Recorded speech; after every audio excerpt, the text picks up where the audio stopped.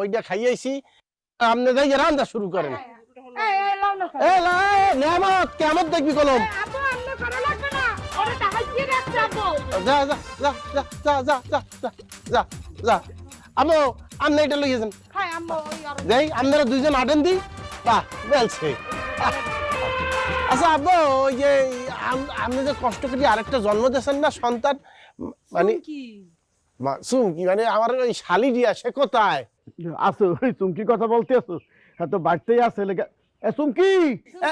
এ মুস্কি এ চুমকি চুমকি